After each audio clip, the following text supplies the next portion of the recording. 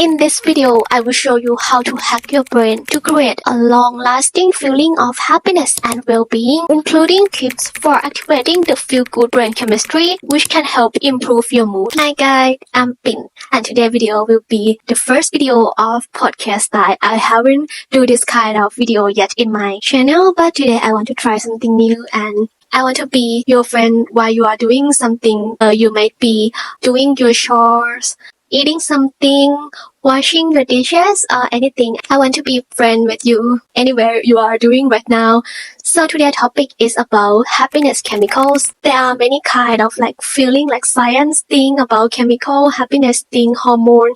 The most famous one I think is endorphin when you get after you exercise, or even dopamine that this time of the year is so freaking popular about dopamine things. There are many kind of things you can do with the dopamine things. It's so famous in this year. And for today's video, I will talk about the hack of the happiness chemicals. I think this is the most simple logic. If you want to be happy, first of all, you have to have the happiness chemical before. This is the most science fact. Sometimes we just forget these simple rules that if you want to be happy, first of all, you need the happiness chemicals. I'm so excited today to doing this kind of podcasting. I'm quite nervous, to be honest. I try to do ice breaking with myself. Okay, but I want to be chilled.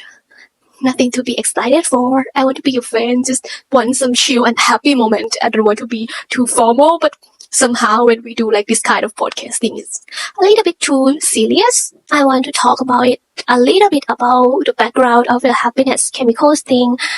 This time, during this 2 or 3 years after the COVID things, I think the topics of mental health is being more famous and anyone knows about it. Anyone know more about the mental things and we have the awareness to really go through this kind of knowledge. I think it's good to raise your awareness about these topics. The depression is coming to be something that people are struggle a lot. The depression is coming from the chemical in your brain or anything that is might be out of control and something like that. So I think the happiness chemical is a good topics to talk about. If you want to be happy, what should you do first? Sometimes we talk about how to be happy and I have blank space in my mind. What kind of thing that I should do to make myself happy and what happiness might look like. I think it's different from one to one, so it's hard to talk about, right? But in this video, I want everything to be just be the thing that science prove. For your information, if you're new here, I'm also diagnosed as depression, so I'm quite interesting and I'm trying to study more about depression things. And last 2 days, I went to see the doctor and she said to me that everything comes from physical to mental. So sometimes you can't control that mental state or the depression state. But the thing that you can do is to control your physical. It means that you can start with the physical thing eat a good food, have enough sleep, doing some exercise in the morning or whatever. It comes from physical. When your physical feel better, then your mental inside of you feel better also. Okay, this is a long intro.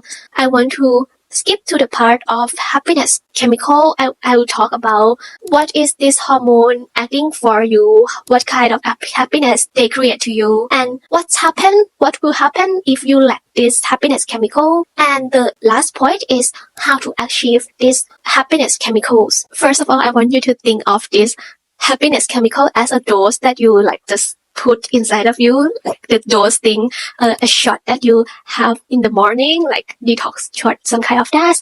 This also something that you can gain to your body. It's called happiness chemical dose. Okay, coming to the first happiness chemical dose. The first one is dopamine, the most popular happiness chemical in this past 1 to 2 years. If you want to give them a nickname for dopamine, you will say that it is the reward chemical involving with motivation, goals, desire, needs. It's some kind of that, the motivation things, your goals, your higher purpose inside you is that kind of thing that you might think about dopamine. Fun fact that I think this one is important to you for you to know is if you lack of this dopamine, it can be the cause to have depression. Like I have been searching for the symptom that you will have when you lack of this dopamine, and I found so many things that, to be honest, it look like me somehow when I'm feel like depressed. The symptom is fatigue, low energy, anxiety, mood swing, hopeless, procrastinating. Is that kind of symptom you are doing right now? If you are, this is the sign that you are like this dopamine chemical. To get a reward, you have to do something hard. Not that hard, but you have to accomplish something. When you accomplish something, the dopamine will increase and you will feel like better at that moment. It means that your dopamine have already increased. So in my opinion, to increase that reward chemical, I think it's involving with establish your routine, especially your morning routine. If you establish the routine that you can really do it, it's like when you wake up, right? It's so like hard to get up. You just want to push the snooze bottom. Like, I want to sleep more. I don't want to get up. I don't want to go exercise, do workout, anything. I want to sleep. That's feeling. But if you can overcome it, if you can overcome yourself to just wake up, change your clothes to like your workout clothes, to roll your mat and do some morning yoga or Pilates, and that kind of thing is can totally change the whole mood of everything. And that is when the dopamine is increasing. So don't forget to try to establish the real routine in the morning. And when you can overcome hard things in the morning, I think it's the nice feeling. You will feel nice all the day. It will be the good day when you can overcome something in the morning after you wake up. So try not to scrolling your phone. Just establish like a little bit hard or challenging routine that you want to accomplish to increase this dopamine. Okay, I will talk more about the morning routine that we want to establish. If you have the to-do list to do after you wake up, after you work out, getting shower, getting ready, and then you come to your desk and do the to-do list. When you tick off any to-do list, it can also increase this dopamine. Also trying to practice gratitude journal, like 3 things you're grateful for this morning, doing some self-love affirmation. This would be nice for your dopamine. And I have seen in research, eating food also important for dopamine. And the food that they recommend us is the food with L-tyrosine. I'm not sure that I'm pronouncing it correctly. I don't know also what is L-tyrosine. I don't know what it is also. So I searched it and I see the top 10 foods that have the highest in tyrosine. I will talk only the top 3 so you can like have more of this food to increase your dopamine. The first one is the beef. The second one is lean pork chop. And the third one is salmon. It's all protein things. So try to get more of these foods to increase your dopamine. The next happiness chemical that I want to mention, it is oxytocin. And the oxytocin can have a nickname as the love hormone. I think this is like an addicted hormone we have when we have a relationship, romantic relationship. And after we broke up, we feel like we can't stay anymore. We can't stay alive anymore. It's that kind of feeling because you will lack of this oxytocin. It's like addicted hormone. It sounds like it's not a good thing to addicted, but actually oxytocin can help you with the connection, relationship, trust, and bonding. It's a good hormone to have, and if you lack this hormone, you will feel loneliness, disconnecting with others, and also insomnia can be the result of the lack of this oxytocin. So if you are break up with someone and you are so sad right now, and I think you might lost that oxytocin that you have had. You might lost oxytocin that you normally had before, but right now it's like you can't have that anymore because oxytocin is come from physical touch, like cuddles, make love, anything. But I want to mention another part of how to get this oxytocin. If you don't have the romantic relationship or whatever, you can still have the oxytocin. It can be come from like when you're playing with the dog, your cat, your pets, and the little baby, and you hug them or even hug your friends, your family. it can increase this oxytocin. If you don't want to see anyone, you want to be with yourself, you can go massage your body. This one can also increase the oxytocin. Also, having some cold shower, this can be help also. Okay, to summarize this tip, if you broke your heart trying this instead, I have like list and I want to read it because I have list it to like oxytocin hack. Okay, the first one is to give a compliment to others, to strangers, to friends. Like elevate your girlhood. Hosting your girl night can be a good choice also. Number 2 is hug your family, your friends, and try to be more with people, not be having like alone time. Go hang out with friends, socialize. That thing will help you with the oxytocin. Okay, the third one I want to mention, the serotonin. The serotonin is the mood stabilizer. It helps you with manage your emotion, to accept yourself, to feel significant. It's that kind of thing. If you lack this serotonin, you can feel like panic attack or social anxiety. Sometimes you can be oversensitive, like your mood is so swing, you can be upset so easy. To help with the serotonin, you need to do like meditation. This can really help with the serotonin. Try doing some just 5-minute meditation can also change the whole things. I try to do it every morning, but it's a little bit hard for me to do because I just cannot stay still. But I try so hard to have only 5-minute meditation. It can really help me feeling better. It's some kind of reward thing also. And also, you don't have to just do meditation by close your eyes and stand still or sit still on your chair. It can be more than that. You can do meditation while you're eating, while you're brushing your teeth. I love doing the mindfully eating because it makes my food more delicious. So if I want to have a very good food that I love so much, for example, I know it's not unhealthy, but I love it so much. It is Korean noodles, like the spicy one. It can make me so happy.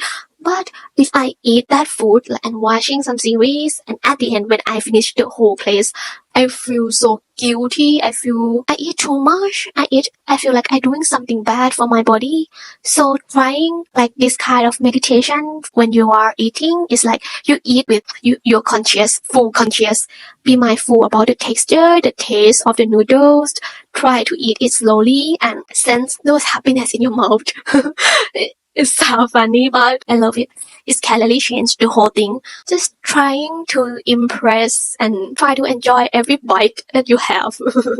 And it can avoid the binge eating. Also, you can practice the meditation. And yes, you will feel happy after you finish it. Also, another tips to increase your serotonin is to do some outside activity, to being with the nature, to expose the sun, to do some activity outside like ride a bike or walking, running, swimming, everything with the nature. It will make you feel better and your serotonin is increasing. Number 4, it is endorphin. This one I think is also a famous thing that we have heard about. When you exercise and you will get endorphin, like your happiness chemical things. The nickname of endorphin is painkiller. Endorphin involving with well-being and relieve our pain. So if you lack this endorphin, you will feel anxiety, depression. It can also be the cause of your backache. I know that sometimes it's because of the office syndrome.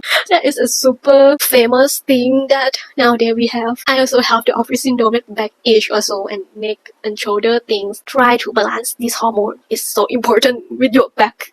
Endorphin is about to laugh, to be funny, to dance aloud, to exercise, stretching, exercise, anything. Yes, it's that kind of endorphin. That's how we can get those endorphin, right? But also endorphin can be increased by crying. When you feel sad, like so sad inside, just crying out, crying like you want to cry, feel it. That can increase the endorphin also. To increase the endorphin with the food, I recommend dark chocolate and spicy food. So my spicy Korean noodle is good right here. It's not that bad. It can increase my endorphin, right? And the last one, I'm not really sure that can I put this one into the happiness chemical, but I think it's important thing to have also is melatonin. Melatonin is like sleeping thing, like and if you know the importance of sleep is so important.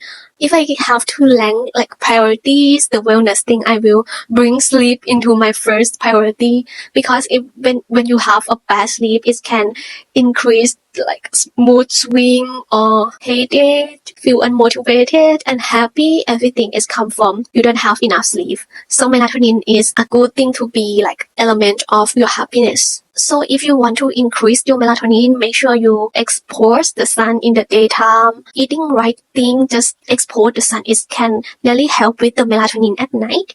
Also, they recommend us to establish the night routine for better sleep. So you can dim your light down and limit your screen time. Reading some things, have an essential oil, lavender one before you sleep to achieve those quality sleep one. And that's all of happiness chemical. We have 5 things. I want to summarize everything. We have 5 things in our happiness chemical. The first one is dopamine.